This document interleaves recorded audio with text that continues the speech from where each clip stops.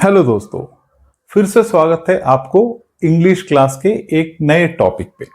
तो आज के वीडियो में हम सीखते हैं इंग्लिश ग्रामर के बहुत इंपॉर्टेंट और काफी कंफ्यूजिंग टॉपिक जो है काउंटेबल और अनकाउंटेबल नाउन्स।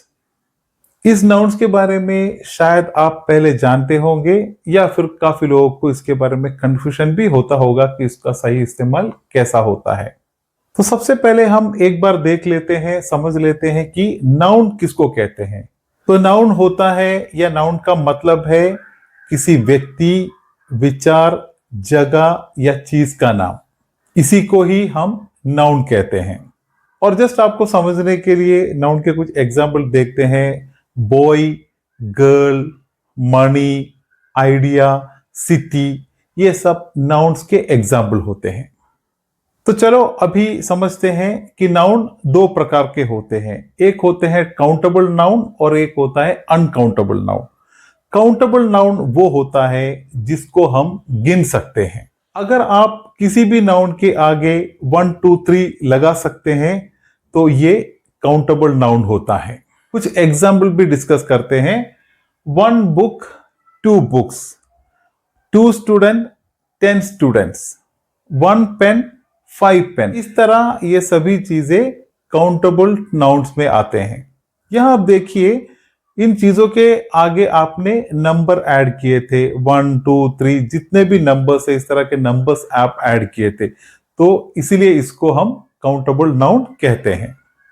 और इस तरह के नाउन्स सिंगुलर, प्लूरल दोनों हो सकते हैं। फॉर एग्जाम्पल 1 बुक था इसलिए हमने बुक लिखे, और 2 बुक्स है यानी प्लूरल है, बहुवचन है, तो हमने बुक्स लिखे। तो इस तरह एप्पल, एप्पल्स, स्टूडेंट, स्टूडेंट्स, तो जो भी है सिंगुलर, प्लूरल दोनों हो सकते हैं, एक वचन, बहुवचन दोनों हो सकते हैं इस तरह के काउंटेबल नाउन्स। तो इस तरह के काउंटेबल नाउन्स में हम हमेशा ए, एन, मेनी, फ्यू इसको हम यूज करते हैं। और कुछ एग्जाम्पल्स भी हम समझ लेते हैं। आई हैव ए पेन, जैसे कि I have a pen. She has many books, इधर मेनी का हमने उसमें इस सेंटेंस में यूज किए। और अगला एक एग्जांपल है few students are absent today, तो हमने फ्यू का यूज किए। तो इस तरह हम सेंटेंस में जो भी सेंटेंस हम बनाते हैं काउंटेबल नाउन के साथ, तो हमेशा हम उसमें ए, एन, मेनी, फ्यू इस तरह के वर्ड्स को यूज करते हैं। तो इस तरह जो भी सेंटेंस हमने अभी देखे थे वो पूरे उसके अंदर के जो नाउन्स होते हैं काउंटेबल नाउन्स है, जैसे कि पेन, बुक्स, स्टूडेंट्स, ये सब काउंटेबल नाउन है। और इसके बाद अभी नेक्स्ट है अनकाउंटेबल नाउन्स। आपने जो काउंटेबल नाउन्स देखे हैं उसका बिल्कुल ऑपोजिट होता है अनकाउंटेबल नाउन्स, जिन्हें हम गिन नहीं सकते। इस तरह के नाउन्स को हम अनकाउंटेबल नाउन्स कहते हैं। मतलब इसमें जो भी नाउन्स होते हैं उस नाउन्स को आप गिन नहीं सकते। आप इसके आगे 1 2 3 इस तरह के नंबर्स नहीं लगा सकते। और इसके कुछ सिंपल एग्जाम्पल्स भी देखते हैं। एक है वाटर, पानी, मिल्क, दूध, राइस, शुगर, इस तरह काफी नाउन्स होते हैं जो अनकाउंटेबल है, जिसको आप 1 2 3 से गिन नहीं सकते। जैसे कि आप कभी भी 1 वाटर नहीं कह सकते, आप 2 शुगर नहीं कह सकते, आप 5 मिल्क इस तरह आप कभी नहीं कह सकते। तो इन सब के साथ आप कभी भी इस तरह के नंबर्स यूज नहीं कर सकते, इसलिए ही इसको हम अनकाउंटेबल नाउन्स कहते हैं। और इस तरह के नाउन्स के साथ यूज होता है much, little, some, a lot of, इस तरह के वर्ड इसके साथ हमेशा यूज होते हैं। और इस तरह के वर्ड्स के साथ कुछ एग्जाम्पल्स भी हम देख लेते हैं, जैसे कि there is much sugar in the tea, चाय में काफी ज्यादा शुगर है।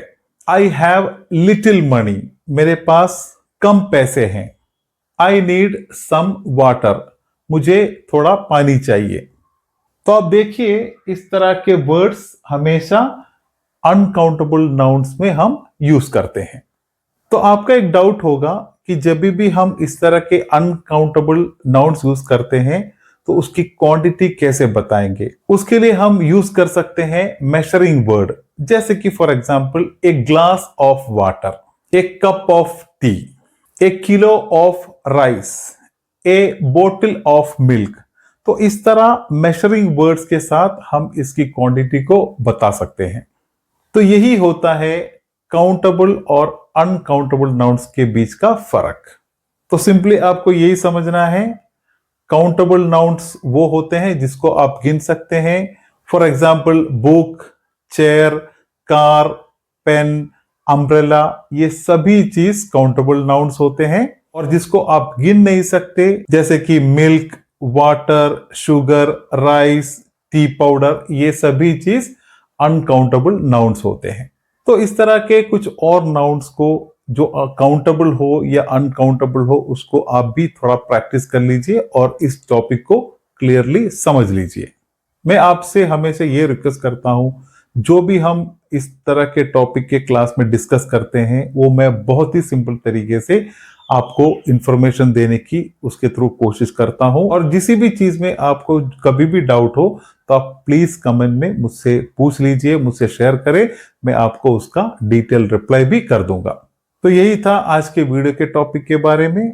तो मिलते हैं इंग्लिश टॉपिक के एक नए वीडियो में। तब तक के लिए इंग्लिश सीखते रहे और कॉन्फिडेंट रहे।